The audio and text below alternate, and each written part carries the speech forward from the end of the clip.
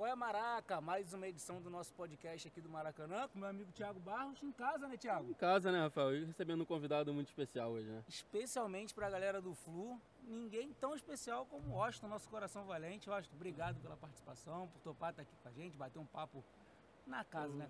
É uma casa sua também, Maracanã. É verdade. Primeiro, obrigado pelo convite, um grande abraço aí, Rafael, Thiago, um prazer imenso de poder estar participando do programa com vocês aqui e contar um pouquinho da nossa história, né? E é a casa mesmo, aqui fico até arrepiado, rapaz. Aqui é um palco, né? O nosso maior palco aí do nosso futebol no mundo, né? Mundial, né? Então, para mim, é um orgulho de poder estar aqui. Então, acho que assim, para começar o papo, já que a gente está falando da nossa casa aqui, do nosso Maraca, vamos falar de recordação. A gente viu quando você entrou aqui, que você veio com o nosso carrinho aqui com o Alexandre, olhando já, com certeza muita coisa passa na cabeça, né? Que lembranças que você guarda assim, com mais carinho aqui do Maracanã, de jogos, de partidas, de torcida, que tem uma música especial que a gente sabe que tocou no seu coração, Exatamente. toca até hoje.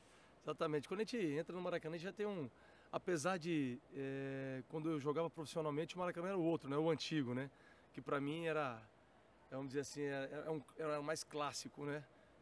Eu acho que tinha mais histórias no antigo Maracanã. Mas eu tenho uma honra e um prazer enorme porque eu fiz o primeiro gol do novo Maracanã, né? Foi não oficial, mas foi o primeiro jogo que foi feito amigos do Ronaldo contra amigos do Bebeto.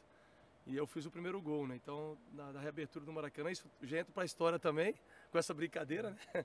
Mas a gente recorda aqui, poxa, aos momentos importantes do qual eu joguei aqui com a camisa do Fluminense, até quando eu estava com outros times, né? Por exemplo, jogando pela Ponte Preta, jogando pelo Atlético Paranaense, pelo São Paulo. Mas o momento marcante foi vestindo a camisa do Fluminense, e com certeza aquele ano de 2008, depois de 2010. Infelizmente, no 2010 a gente não foi campeão brasileiro aqui no Maracanã, por fato de estar sendo reformado, né? Mas a gente tem aqui uma Libertadores que foi histórica. Felizmente não ganhamos, inclusive até o Alexandre Bittencourt estava participando junto, estava no nosso time.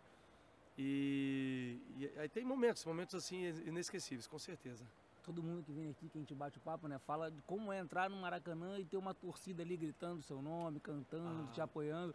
A gente sabe o quanto é carinhosa a relação da torcida do Fluminense com você. Exato. E que é recíproco também, né? O que você guarda de bacana assim, dessa jornada aqui, de torcedor gritando seu nome? Até hoje, às vezes você como comentarista passando e falando, nossa, coração valente, como é que é isso aí? Como é que fica guardado? Pô, isso eu acho que esse é o verdadeiro legado que a gente consegue deixar, né, no futebol, né?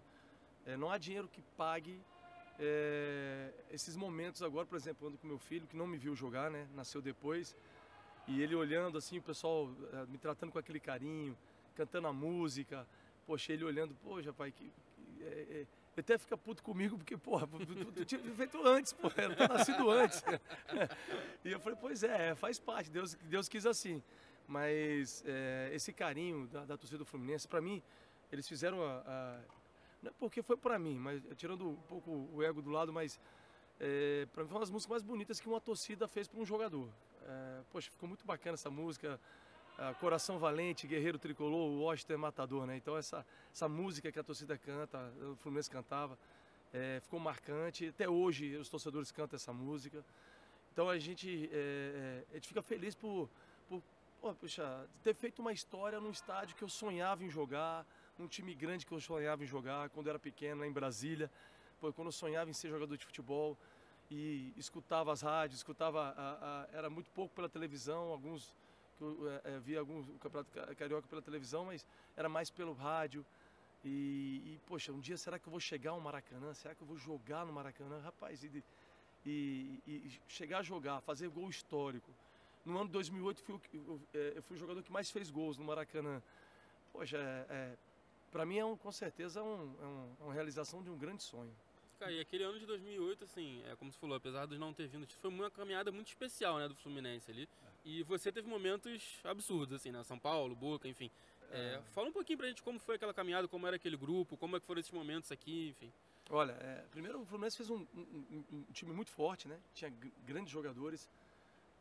Poxa, Fernando Henrique, goleiro, Gabriel, lateral, Thiago Silva, Luiz Alberto, Júnior César, tem até a escalação, né?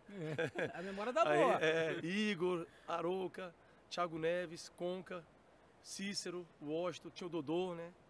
Que sempre jogava, entrava. enfim, o time foi montado muito forte, né? Tinha o Leandro Amaral, mas na Libertadores ele acabou voltando para o Vasco, né? Problemas jurídicos. Mas o time, mesmo tendo grandes jogadores, o Fluminense não era o favorito da Libertadores. Faziam 20 e tantos anos que não jogavam a Libertadores, né? E a gente não era o favorito. Mas o time era muito bom. E a gente formou, o Renato Gaúcho fez o time, montou o time. Fizemos a melhor classificação da primeira fase, o melhor time. Por isso nos deu a condição de decidir as fases finais todas em casa, né? Todas em casa. E aí sim, a gente, passou de fase, pegamos o Nacional. Depois pegamos o São Paulo, que foi aquele gol histórico, né? No momento histórico, nós perdemos de 1-0 no Morumbi. Poxa, eu lembro bem desse jogo, do momento que as Laranjeiras a gente estava treinando, e já na parte final, o torcedor lotava as Laranjeiras nos treinos. A gente abria um último treino, né, para a torcida, e ele lotava, e eu vi um torcedor e veio falar comigo. Falei, poxa, Washington, assiste esse filme e tenta passar isso para os jogadores. E o filme era Desafiando Gigantes. Poxa, é uma história muito bacana no futebol americano, que o time era pequeno, era menor, e pegou o grande favorito, ganhava todos os campeonatos. E é um filme até meio cristão, e contando a história desse time, rapaz. Mas é uma história muito bacana. Eu vi o filme, falei, poxa, eu tenho que passar para os jogadores. Aí, sabe que na concentração alguns jogadores, os caras querem só dormir, outros, naquela época não tinha muito ainda WhatsApp, não tinha muita coisa, não tinha Instagram. Mas aí eu ficava assistindo televisão e dormir, né? E eu chamei todos os jogadores e falei, pessoal, vai passar um filme no dia do jogo, ainda pela manhã. Todo mundo pode ir, Poxa, todos os jogadores foram, todos, e assistimos o jogo, o filme. Cara, assim, todo mundo gostou. Foi mais ou menos o que aconteceu à noite. Porque o São Paulo era o favorito. São Paulo tinha um puta de um time também, fortíssimo ser campeão time. Brasileiro, né, no final do ano, né? Isso, exatamente. Fortíssimo time e estava acostumado com a Libertadores, né? O São Paulo tinha essa tradição da Libertadores. E eles tinham ganho o primeiro jogo, no Morumbi, 1-0, né? Gol do Adriano, Imperador. E aí começamos o jogo, cara, a história do filme realmente refletiu naquilo que aconteceu no jogo. Aí fizemos 1-0, eu fiz o gol, né? Saímos ganhando de 1-0. Segundo tempo, o Adriano empatou 1-1. Um minuto depois, o Dodô fez 2-1. E aí, aos 46, 47 do segundo tempo, eu tive aquela felicidade do escanteio do Thiago Neves. Eu fiz o gol de cabeça, que entrou para a história, né? Para a minha vida, marcou para a história do Fluminense. Só não foi coroado com chave de ouro, porque depois nós perdemos o título na final. Mas fizemos aquele jogo memorável, ganhamos o jogo, fiz aquele gol histórico. Depois veio o Boca, nós passamos pelo Boca também, empatamos na Argentina e aqui ganhamos de 3-1. Então, assim, foram jogos marcantes. Aí a final, né, infelizmente está engasgado até hoje, né, perder a final para a LDU. Mas, assim, uma coisa, eu digo que ficou para a história, porque nós voltamos, eu acho que voltou o amor do torcedor do Fluminense naquele campeonato. Eu acho que, se a gente não ganhou o título, mas umas coisas importantes, nós resgatamos a paixão do torcedor do Fluminense, porque eu nunca vi um Maracanã tão lindo como foi aquele. Muita gente diz isso, né? Que acho que a festa mais bonita que já aconteceu aqui foi no Maracanã. Foi aquele jogo. Pode ter certeza que foi aquela final. Acho que já fica bonito pelas cores do Fluminense, né? O tricolor, isso já...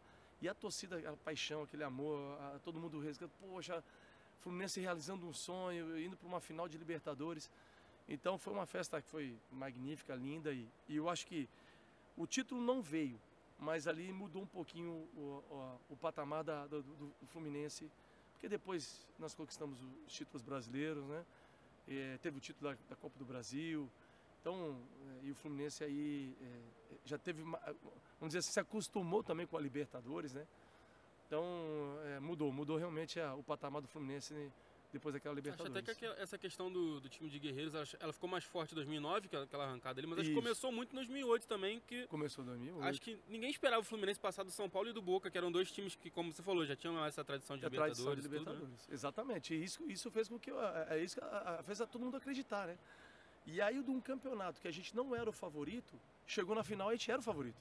Sim. A da final a gente era favorito, né? Todo respeito à LDU, que conquistou mesmo o título, mas a gente era o favorito da final. E aí, infelizmente, perdemos de 4-2 lá em Quito e ganhamos de 3-1 aqui, que até na final mudou, porque o gol fora de casa, se permanece, fosse o gol fora de casa, como na semifinal, se permanecesse na final, a gente era campeão. Sim. Que a gente fez 2 gols fora, né? O gol qualificado.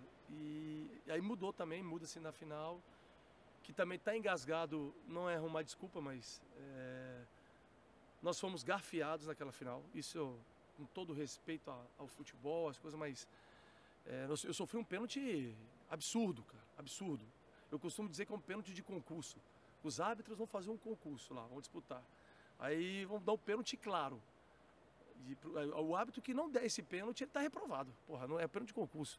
Eu sofri um pênalti, mas um pênalti claro, e o juiz não deu esse pênalti, que aí poderíamos ter ganho o jogo de 4 e de 4-1 e poderia ter sido conquistado o título, né? Então também teve esse problema. Mas enfim, a gente fica marcado pela Libertadores histórica que a gente fez, né? E foi lindo, foi lindo. O Maracanã ficava... Todos os jogos aqui foram lindos. Deixa eu te fazer uma pergunta. Óbvio que no futebol o jogador está sempre querendo ganhar, né? Ele quer chegar naquele ápice, naquela felicidade de ganhar uma partida, de conquistar um título. Vocês tiveram uma temporada incrível, né? Uma temporada que vocês puderam comemorar ali, superar, mostrar o valor, mostrar a força, reencontrar a paixão do torcedor. E aí no final, chega nessa final, infelizmente não é o resultado esperado. Assim, o que passa na cabeça quando tem uma situação dessa? Né? Uma temporada que vocês se superam, mostram a força de um grupo que muita gente não esperava e no grande final, né, vocês acabam não conseguindo conquistar o título. É triste, mas tem um ponto positivo ali olhando para a jornada em si. Como é que é esse balanço? Exatamente. A gente, como a gente mesmo falou, quando a gente se encontra aí, a gente falou, poxa, se existe pecado no futebol, esse foi um dos pecados, né? De tantos que acontecem, que é por isso que o futebol é apaixonante, né? Por isso que o futebol é isso. Acontece cada coisa dentro de campo que a gente não imagina, e o futebol também dá vamos dizer, essa particularidade de, às vezes, o melhor não é o que talvez o melhor não é o que vence, né? Sim. Às vezes dá essa oportunidade de um time pior ganhar a partida e ganhar o campeonato. Não que o LDU fosse pior, mereceu também chegar na final. Chegou na final, tem méritos para conquistar o título, né? Mas do que foi jogado, tanto lá como aqui, pela campanha. Então, o futebol é isso, a gente se apaixona pelo futebol por causa dessa situação, mas a gente, conversando com os jogadores, fala, poxa, com os jogadores que jogaram, estavam naquele grupo, falou assim, poxa, se jogar 20 vezes, eu acho que a gente ganhava as 19. A única que a gente perdeu foi o que aconteceu, né? A única que a gente perdia.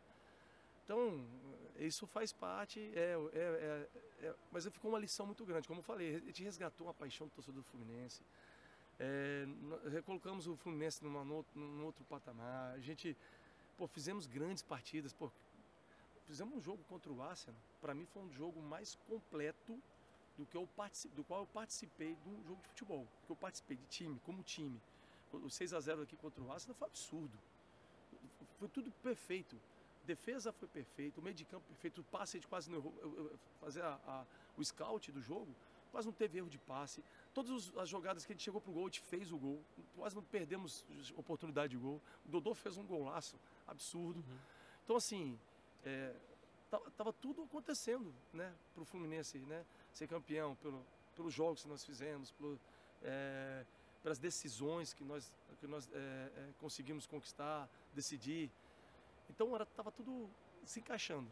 Mas aí o futebol às vezes é isso, né? Aí os pênaltis, aí você vê os 3 melhores batedores de pênalti perderam. Os 3. Eu, Thiago Neves e Conca. Os 3, cara. Perder 3 pênaltis. Então, afinal é complicado, é difícil. E o Thiago Neves, então, pelo amor de Deus, fez 3 gols no jogo. Foi, Fez 3 gols na final, cara. Que também teve um problema do pênalti do Thiago Neves. Que o Sebadios lá, o goleiro ficava meia hora na rede, aí depois ele voltava, aí o Thiago Neves, o juiz apitou, o Thiago Neves esperou também, para desconcentrar ele, e ele foi lá e parou na hora do pênalti que o Thiago bateu, ele parou e o juiz mandou voltar. Tem mais essa, né? Tem mais essa. Às vezes o pessoal não lembra, mas além do pênalti que eu sofri durante o jogo, teve esse pênalti do Thiago Neves também, aí ele bateu de novo e perdeu. Então assim, às vezes acontece, mas também teve falhas que decidiram o jogo também. No fim das contas fica o aprendizado ali e a importância daquela temporada, né? Como você falou. Tem um valor muito grande para o clube no geral, né? Para a torcida, como você disse, que hoje, até hoje lota aí o Maracanã, vem aqui, apoia o clube e olha para trás e vê que ali realmente foi um divisor de águas. E pouco tempo depois veio o título brasileiro, né? Você chegou a sair para o São Paulo, depois voltou para o Fluminense também, né? Foi. Conta pra gente um pouquinho de como foi essa história do seu retorno, o porquê de voltar. Foi... E se teve algum medo, alguma coisa assim de ter ido para o São Paulo depois? Já tive. Na verdade, assim, teve essa proposta do São Paulo, que eu fiquei tão... essa Libertadores de 2008, eu fiquei tão... com uma vontade, uma gana tão grande de disputar uma Libertadores, de tentar chegar. E acabei recebendo a proposta do São Paulo. Claro que a minha decisão, mas até então, 2008, eu disputei a Libertadores, disputei o Brasileiro, fui o artilheiro do Campeonato Brasileiro, 2008. E terminou o campeonato, eu não tinha conversado sobre o meu contrato. Né? Tinha a Unimed era fortíssima e eu não tinha conversado sobre o meu contrato. 2008. Até então, eu tinha terminado o campeonato. Tanto é que depois do campeonato, foram de férias, vamos começar a conversar. Pô, aí o São Paulo já vinha com a proposta. O São Paulo tem a proposta, o São Paulo vem, o São Paulo, aí eu tinha sido campeão brasileiro. E o São Paulo veio com a proposta. Eu falei, poxa, eu não conversei, não, aí na volta das férias, pô, vamos conversar. Não, pô, não é assim. Aí, claro que ficou uma situação ruim, a torcida não gostou, porque eu estou saindo do Fluminense, sendo campeão brasileiro, sendo artilheiro do Campeonato Brasileiro. E aceitar para o São Paulo. Eu falei, poxa, mas até então eu estou ali no clube e não fui chamado para conversar. E aí aceitei a proposta do São Paulo. E a torcida, claro, não gostou, mas ficou até uma parte legal. Eu costumo brincar. Falei, poxa, foi a minha ida para o São Paulo, a minha saída do Fluminense foi que deu a oportunidade para o Fred vir. Pô.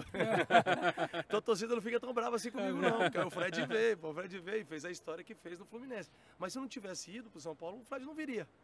Certeza que não viria. E aí o Fred veio, fez a história. Então, coisas que acontecem. Tá na vontade de Deus, meu amigo, as coisas acontecem, né? E aí fui para o São Paulo, disputei 2009, 2010, artilheiro da Libertadores e tal. Mas chegou um momento que não tava mais encaixando ali com o Ricardo Gomes, era o treinador. Não tava, que eu respeito, um cara fenomenal, um cara acima da média.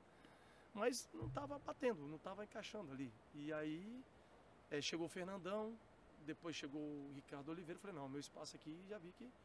E aí comecei a conversar de novo com o Celso Barros, do meu retorno ao Fluminense. E aí foi no encontro que o Celso tinha uma reunião em São Paulo, me ligou e a gente se encontrou. E ele falou assim, tem interesse? Eu falei, poxa, lá é minha casa, pô. E tô uma vontade imensa. Aí foi quando o Fred tá tendo umas lesões, teve uma lesão da panturrilha que foi muito grave, e o Fluminense ia ficar sem centroavante, foi uma hora que a gente acertou a minha volta. E aí no meu retorno, cara, falei assim, poxa, como é que a torcida vai me receber? Eu fiquei assim, cara, eu fiquei preocupado. Eles sabem do carinho que eu tenho pelo Fluminense, agora muito maior ainda, né, a paixão, mas eu fiquei naquela angústia, né? Como é que vai ser? E aí a gente treinando na minha apresentação, as Laranjeiras, e a torcida ali, sempre iria os sócios, né? Que vão nas Laranjeiras, que poderiam assistir o treino. Aí eu falei, rapaz, eu vou ouvir alguns xingamentos aí, mas tudo bem, vamos lá. Eu vou voltar, vamos fazer gols e reconquisto a torcida do Fluminense. E ali, quando eu passei nas Laranjeiras, ali na parte social, ali, os torcedores, aí bateram palma, a torcida todo mundo bateu palma, eu correndo, né? Dando uma corrida sozinho, bateram palma. Eu falei, opa, Opa, legal. Não tá tão ruim, não tá tão Não tá ruim. perdido. Eu falei, opa, legal. Aí treinei acho que uns 3 dias depois já estreiei contra o Inter. Não, desculpa, estreiei contra o Atlético Paranaense, meu ex-clube. Contra o Atlético Paranaense. Aí, Maracanã cheio, time aí, minha reestreia. E aí eu falei assim, poxa, agora a torcida tá em geral aqui, né? Tá geral, vamos ver, né? Entrei com aquela, poxa, uma ansiedade, um nervosismo. Aí, vamos lá, a torcida tem o costume do Fluminense de cantar a música dos jogadores, né? Dos que saem jogando, né? Aí começaram, do goleiro, lá, acho que era o Berna, né? Ele já estava como titular. Aí foram Mariano, algum, Leandro, Eusébio, aí foi indo, aí chegou, aí na frente era eu e o Emerson Sheik. Aí cantaram a música do Emerson Sheik, a última era eu. Aí deu aquela pausa. Eu falei, pô, deu a pausa, eu falei, rapaz, vou ter que reconquistar mesmo, tem que fazer gol pra reconquistar. Deu a pausa e tal, aí daqui a pouco eles vieram, cara. Deu a pausa e vieram. Coração valente, guerreiro tricolor, o Washington é matador. Pô, meu irmão, aí, até agora. Aí sim, aí eu dei aquela... Porra, aí eu comecei a beijar o símbolo e tal, fui pra torcida, pra galera gostou. Aí naquele jogo fiz 2 gols, meu irmão. Aí até aquele negócio, né? Falei, pô, meu ex-clube, o Atlético, eu tenho também um carinho enorme pro Atlético Paranaense. O Atlético me recolocou no futebol, me deu a vida novamente pro futebol, né? Falei assim, pô, fazia o gol no Atlético, eu não comemorava, pra respeitar, né? Toda essa história que eu tive no Atlético. Falei, meu, não tem jeito não. Nesse jogo não deu. nesse jogo não teve jeito não. Aí fui pra torcida, tal, fiz os 2 gols, então... Aí foi legal, aí pronto, aí seguimos o caminho. Aí a sequência do Campeonato Brasileiro não foi mais aqui no Maracanã, foi no Engenhão que a gente jogava e fomos campeões brasileiros ali em 2010. Né? E aconteceu uma coisa um pouco diferente, você ficou um tempo sem fazer gol nesse campeonato, não foi ali na reta final antes do...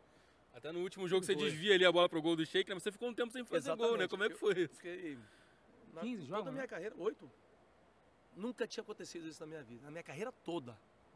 Aí no final aconteceu. Na minha carreira toda eu nunca fiquei 8 jogos sem fazer. Pô, não fiquei, acho que 4 sem fazer.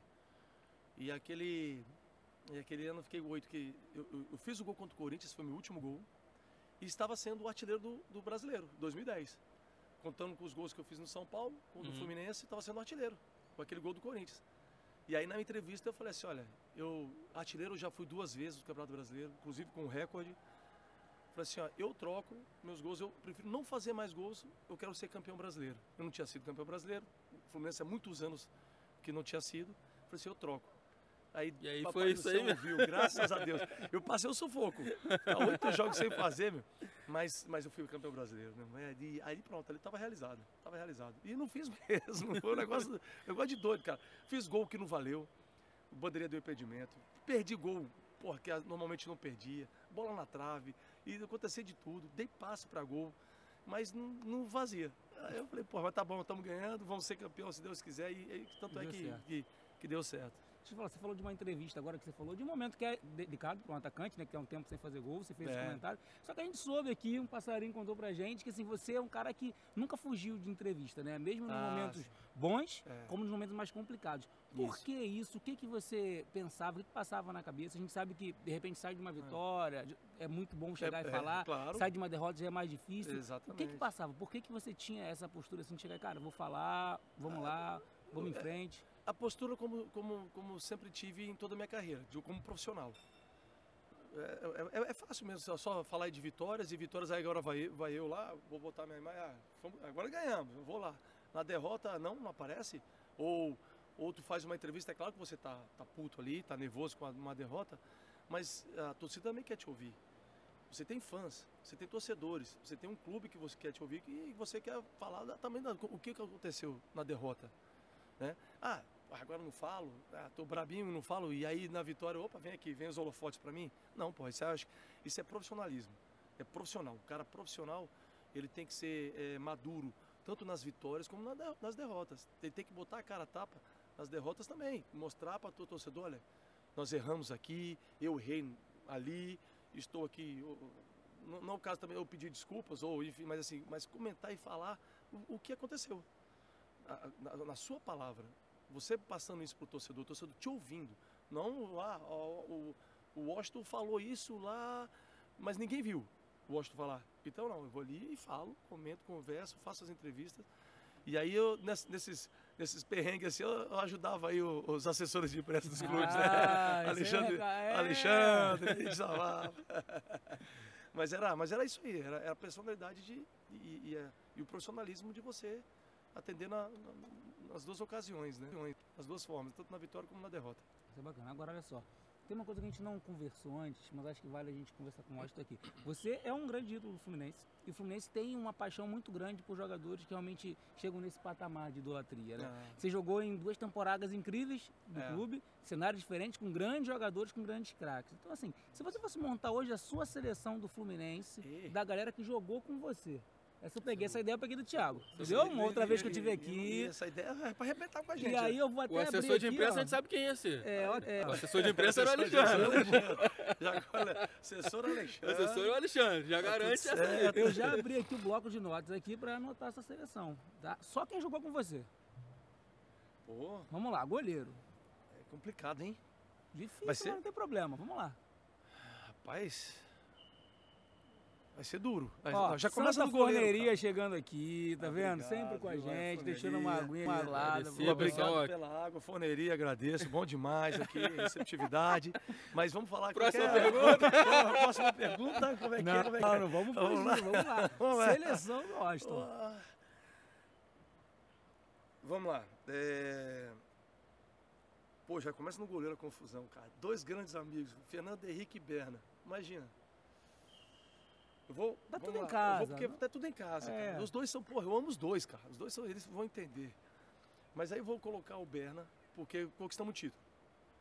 Mas o Fernando Henrique naquela Libertadores foi demais. Foi demais. Porra, é complicado. Mas vai, o Berna. Os dois estão no elenco. O Berna. Tá tudo certo. Lateral direito. Aí, outra bomba aí. Mariano ou Gabriel? Caramba. Olha... Fala, que situação, eu nunca mais vai querer falar comigo. Vai me ver na rua e falar por você, não. Olha, eu vou falar uma coisa pra você, os dois... Essa é briga boa. Vou botar... Ele tem um... Vou botar Gabriel. Mas ele não é um lateral, né? Ele é um ponta quase. O Gabriel, pô, pra marcar, era uma briga. O Renato hoje queria morrer, cara, com ele. Mas assim, ele tem uma qualidade imensa. O Mariano já é mais completo que ele. O Mariano marca mais. Mas o Gabriel, quando ele vai para o ataque, ele é diferenciado. Quem esteve aqui com a gente falou uma dessa, foi o Sávio. O Sávio também com a gente. Aí falou que ele chegou no Real Madrid, aí o Roberto, não, vai lá, tranquilo, a gente joga o Roberto Carlos na lateral e ele na ponta esquerda, né? Aí, não, pô, vai, tranquilo, não sei o quê. Aí ele via no jogo, quando ele chegava, o Roberto Carlos já tinha passado por ele. Como é que eu vou para ataque? Não tem como. Mas era isso mesmo. E aí, por quê? Agora eu vou chegar na outra posição, o Gabriel faz isso porque tinha quem? Tinha o Thiago Silva para cobrir. Então já vou até colocar aqui, ó. Não tem jeito, o zagueiro é o Thiago Silva. O monstro era... Aí não tem como... Esse é um dos principais, um dos melhores zagueiros do qual eu joguei, né? Junto. E junto com jogar, né? E junto com ele. E junto com ele na zaga. Então, junto com ele, o problema é que vai mudar a posição aí, né? Eu posso botar um que é da mesma função do... pode botar, pode ser. Thiago Silva e Gum, tá bom. Thiago Silva e Gum. Gum Guerreiro. Pode, Porque aí quem jogar pelo lado esquerdo é Luiz Alberto e o Leandro Eusébio, né? Não, mas não tem problema. Mas eu boto o Gum ali. A gente deixa, não tá jogando até porque o Thiago Silva, ele joga nos dois lados. Pois é. Ele joga nos dois lados, ele tem facilidade para jogar nos dois. Quando ele tá com o Marquinhos lá, por exemplo, ele joga pelo lado direito ou o lado esquerdo, ele vai pro lado esquerdo, né? Quando o Marquinhos fica do lado direito. Então o Thiago Silva tá nos dois aí. Então tá show. Lateral esquerdo. Carlinhos. Vou botar Carlinhos, lateral esquerdo. Meio de campo agora. E a briga boa também com o Júnior César. O Júnior César também, caramba. Mas o Carlinhos, vai. Meio de campo. Aí você forma o meio como você quiser. Complicou. Também. A tática é sua. A tática é minha? A tática é sua. Como você quiser. Meu time avançado. Eu vou botar de volante Deco. Aí, ó. Tá bom? Tá ótimo. Vamos lá. Deco, Thiago Neves. Deixa eu ver se eu não tô perdendo alguém aí, cara. Não posso esquecer de alguém. Deco, Thiago Neves, Conca. Beleza. Deco, Thiago Neves. Sem qualidade esse meio. Pô, A galera vai errar muito passe aí, né? Ninguém marca aí também. Mas também, meu amigo. Mas o que você vai fazer de gol também? Com a bola no pé, Ave Maria. Vou com três, porque eu vou botar 3 atacantes. Então vamos embora.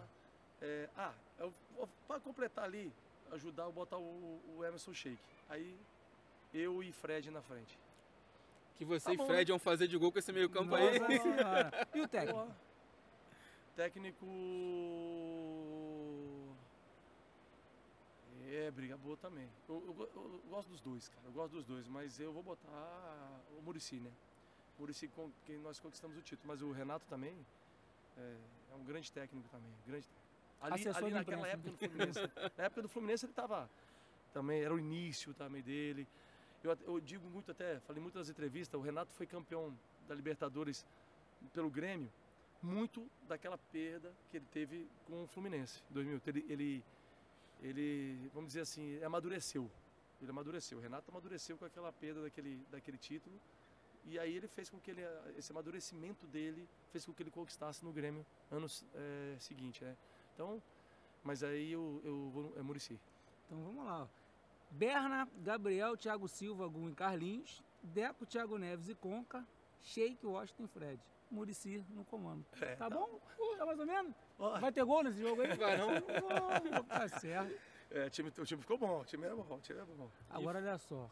No Flu você fez uma história que, cara, é incontestável, todo mundo fala, mas você teve uma carreira muito bacana, né? Então você tem história na Ponte, história no Atlético, história no exterior também. O que você guarda nessa jornada ali que você fala que é mais marcante? Assim, você olha para trás e fala, cara, minha jornada no Flu incontestável, é isso para mim. Mas e aí, e o restante da carreira? Porque o que não falta é recorde, o que não falta é momento especial. Exatamente. Para mim, o principal momento foi com certeza aonde eu voltei a jogar, né? O Atlético Paranaense. Ali, muitos dariam que eu não voltasse mais a jogar quando tive o problema no Fenerbahçe, né? Poxa, eu estava num momento, estava na Ponte Preta, cheguei à seleção brasileira pela Ponte Preta, artilheiro do Paulista, artilheiro da Copa do Brasil, vice-artilheiro, ia ser eu ia fazer poucos sabem, assim, fazer um estudo, eu ia ganhar a tríplice coroa da artilharia, poxa, em 2001. Eu fui artilheiro do Paulista, artilheiro da Copa do Brasil e fui vice-artilheiro do Brasileiro, que no último jogo tava na briga eu e Romário. Aqui, eu na Ponte e Romário também, no Vasco. Também, pô, um concorrente Romário, desse, né? É difícil. E Romário.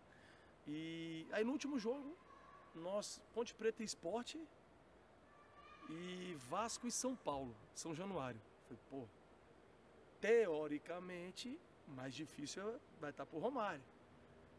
Pra mim vai ser, né, teoricamente. Aí jogamos, fiz um gol.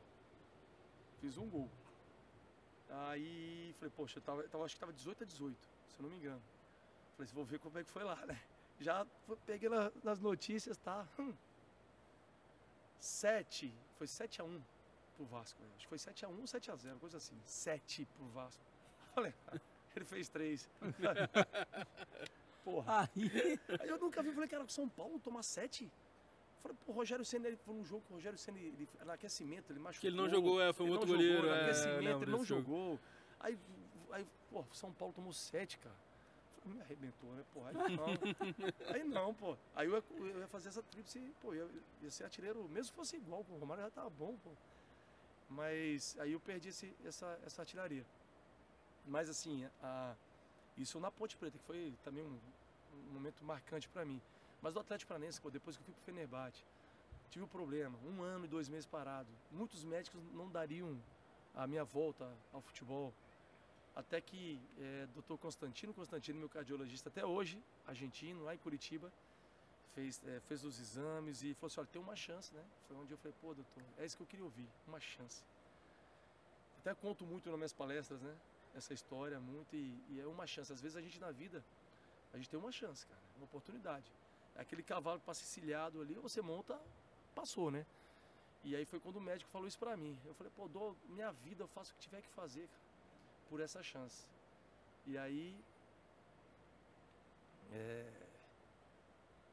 a gente, pô, desculpa, a gente vai contando, irmão, e aí vou entrando no clima. Mas foi realmente, foi um momento picado. E aí eu falei assim, doutor, faço o que tiver que fazer por essa chance.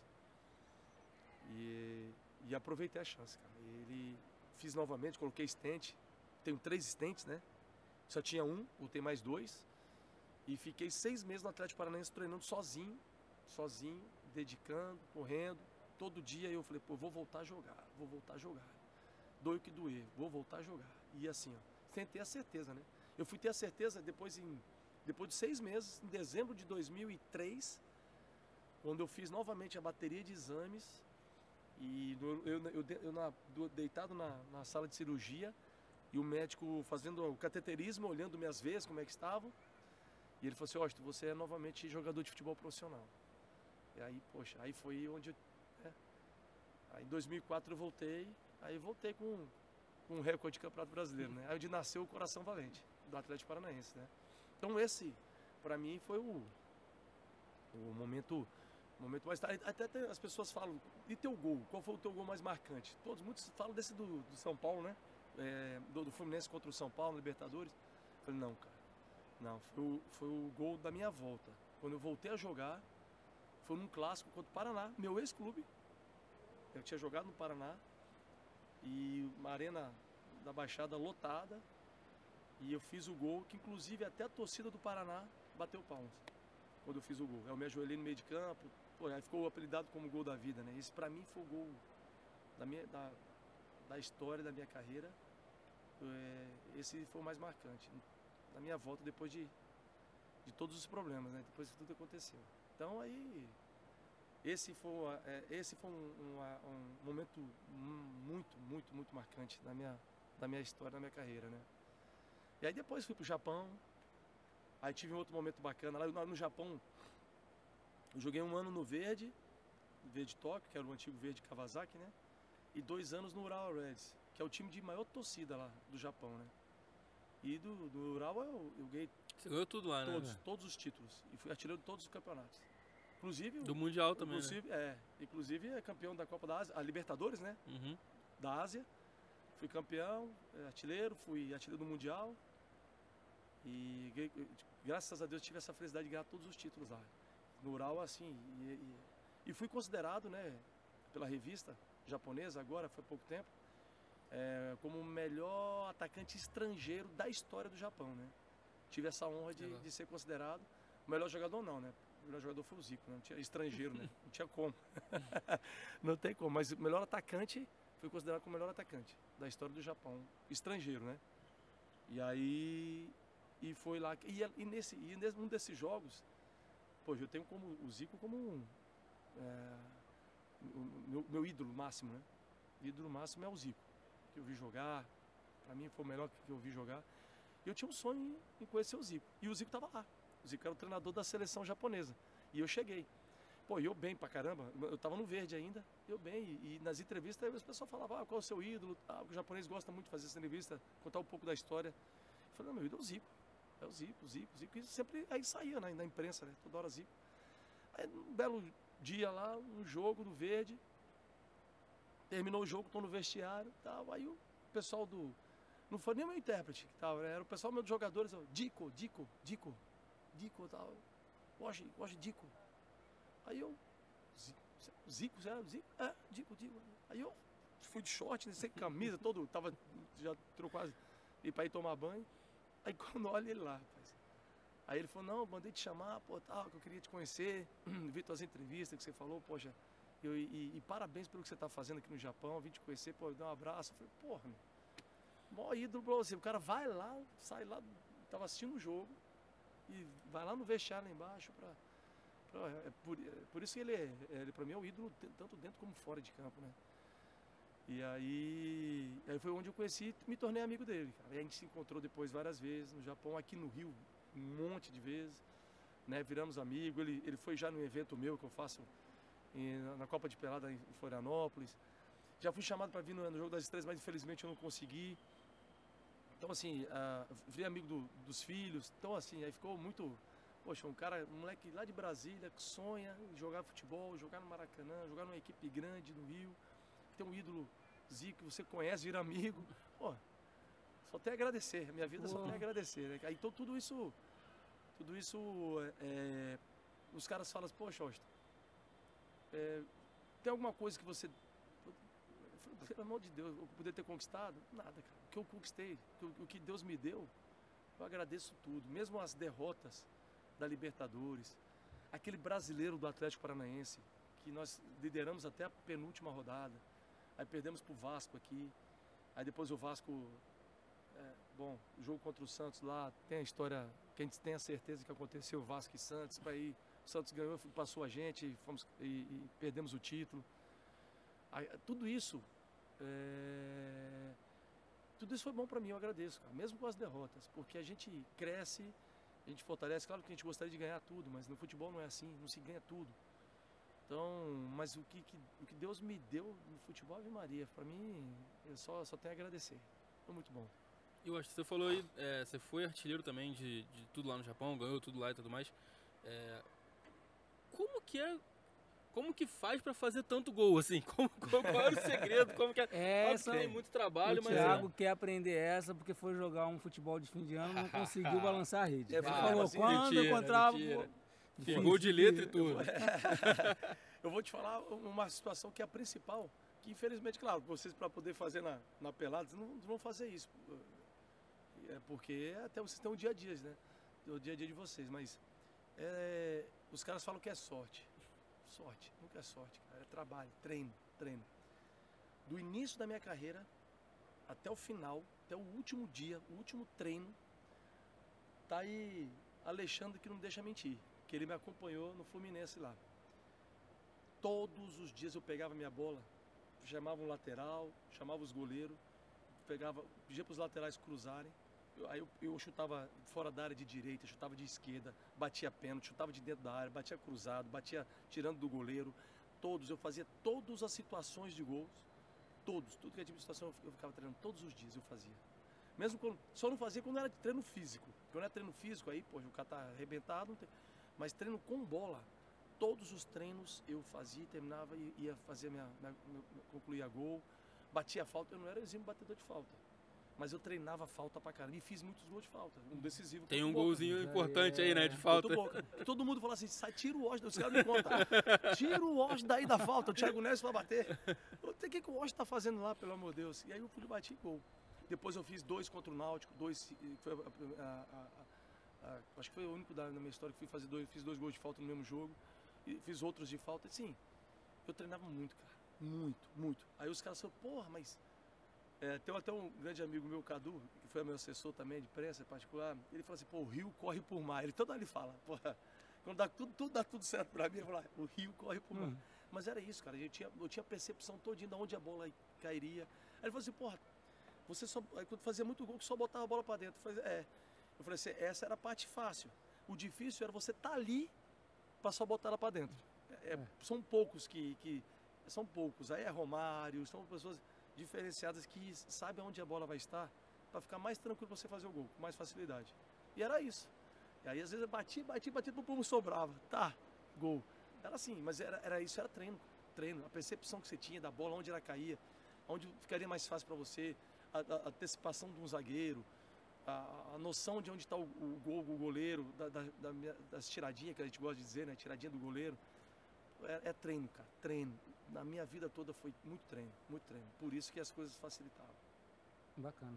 Sei que a gente está chegando no final, mas a gente falar de futebol hoje aqui do Maracanã, os clubes do Rio estão numa fase bacana, né? Estão evoluindo. A gente teve o Vasco agora voltando para a Série A, o Botafogo que voltou e permaneceu, Flamengo e Fluminense que estão vivendo fases ótimas. Isso. E a gente sabe que o quanto é importante ter o cara que faz o gol, o cara que balança a rede. Então, assim, olhando para o futebol carioca hoje, a gente tem Gabigol e Pedro, a gente tem Pedro Raul agora no Vasco, tem o Cano, que, né? A galera do Flu tá em casa, falou, achei que ele ia falar do Cano. Tem o Tiquila no Botafogo também. E o que você acha? Como é que você vê o centroavante do nosso futebol carioca hoje? Pô, por isso que o futebol carioca tá ressurgindo, tá bom demais, tá ficando bom. Eu sou, vamos dizer assim, sou um crítico, mas muito crítico. E isso coincide com os anos que nós não conquistamos a Copa do Mundo. Pararam de fazer centroavante, cara. Todos os grandes títulos da seleção e de times tinha centroavante. todos os títulos da seleção. O Romário, o Ronaldo, Fenômeno, foram os últimos, né? Foram os últimos. Vamos lá, na Copa de 70, o Pelé, que era um falso mesmo, mas ele jogava um falso centroavante, mas o Pelé, acima de tudo. Todos tinham seu centroavante. Dos times que foram campeão mundial, o Flamengo tinha o Nunes. O Corinthians, o último, foi o Guerreiro. O Inter tinha o Fernandão. Então, aí começaram a parar de fabricar, de fazer os centroavantes. Porque agora futebol moderno, atacantes que se movimentam, que se mexem, que se movimentam, que criam, mas não faz gol. Quem decide o jogo não é 10 canetas que você dá, Chapeuzinho. Quem decide é o gol feio, o de canela, do Dadá Maravilha. Esse decide o jogo, esse dá título. É gol. E aí os caras começaram a criar os atacantes modernos. E deixaram de fazer o centroavante. O centroavante que decide, que no jogo duro, principalmente hoje, que os caras jogam por uma bola, né? Os treinadores jogam por uma bola. Aí cadê a bola bate, vai, pum, o cara cruza, o centroavante vai lá e tome. 1-0, acabou o jogo, ganhou. Então não tem mais, cara. Não estava tendo mais. Agora eu acho que começaram a perceber, isso eu estou dizendo até, eu estou cobrando muito o pessoal da base. Estou dizendo na formação, viu? Muitos treinadores da base querem atacante que corre para tudo que é lado. Decidir nada. Pra que decidir? É só correr, vamos armar. Tem jogadores que façam isso, tem a função de cada um, mas tem um cara que tem que botar para dentro. Tem que ter um cara que faz.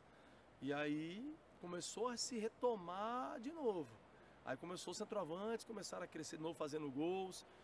Você vê uma média, poxa, teve um ano aí que o artilheiro do Campeonato Brasileiro fez 13 gols, 14 gols. Artilheiro. Se eu fizesse 13 gols na minha época, eu passava vergonha. Eu passava vergonha. Com 13, 14 gols, eu passava vergonha. Porra, você tá de brincadeira. Faz não 20 pra cima pra você ver. E aí teve artilheiro que teve 13, 14. Porra, aí onde uma coisa leva a outra. Os títulos que estão começando a faltar na seleção brasileira, as coisas. Tem, claro que tem outras situações? Tem. Mas tem que ter o cara que bota pra dentro, o cara que decide, o cara que faz gol, né?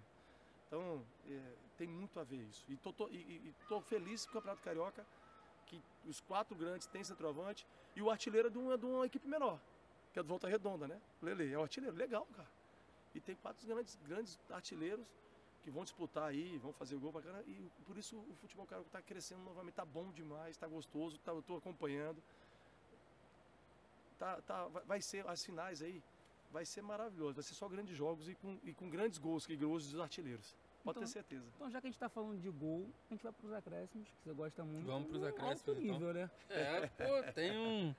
Tem umas perguntas aqui. Eu vou começar e vou deixar as outras duas contigo. Show de bola. Já fiz ele fazer a seleção, já que é mais complicado. Então, acréscimo nossa reta final aqui do programa. E uma pergunta objetiva com 2 opções. Você escolhe. Beleza? Então vamos lá. Eu pergunto e dou as 2 opções. Você me dá 2? Só me dá 2? Só 2 opções. Vamos lá. Vamos lá. Gol de cabeça ou chutando? Pô, não dá pra escolher os 2, não? Não. Fala, gol é gol. Gol é gol, cabeça chutando, gol é gol. Cara, Poxa. Não,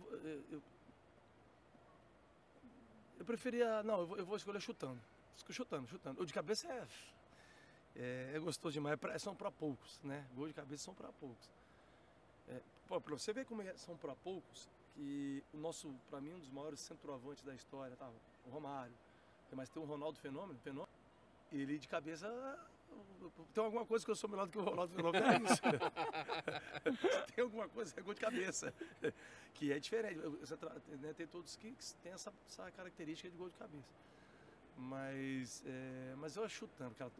Eu gostava muito daqueles gols tirando o goleiro, cara, dando aquelas tiradinhas assim, poxa, era lindo demais. Quando ela faz a curva, o goleiro vai, que ela tá fazendo a curva saindo dele. Não tem coisa melhor, não é mais bonita, não. Eu acho, pra mim, os gols mais bonitos assim, quando se tira do goleiro. Qual marcou mais, Boca ou São Paulo? O São Paulo. Marcou mais. Por toda essa atmosfera que aconteceu. Tem aquele gol no finalzinho. No final, no último minuto, ali no último lance, cara. E até tem uma coisa engraçada nesse lance, no gol que eu fiz. Pra mim, eu faltava uns 10 minutos do jogo ainda. Na minha cabeça, faltava 10 minutos. Eu falei, ainda falta 10 minutos, cara. E aí eu fiz o gol, aí eu fui até lá pra torcida, pro outro lado lá. me ajoelhei e tal. Aí veio o árbitro. Está acabando, está acabando. Vamos, está acabando. Eu falei, cara, coisa linda, falou 10 minutos. Tá falando só pra voltar rápido. Eu vou ficar enrolando aqui. Tá, só pra voltar rápido, está acabando.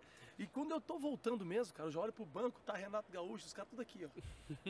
Acabou. Eu falei, rapaz, não é possível. E todo mundo aqui, aí teve mais um lance, uma falta e acabou o jogo mesmo. Eu falei, cara, pra mim faltava 10 minutos, cara. Na minha cabeça não tinha... Eu falei, porra, nunca imaginaria que era praticamente o último lance ali. Então, ficou marcado o jogo de São Paulo.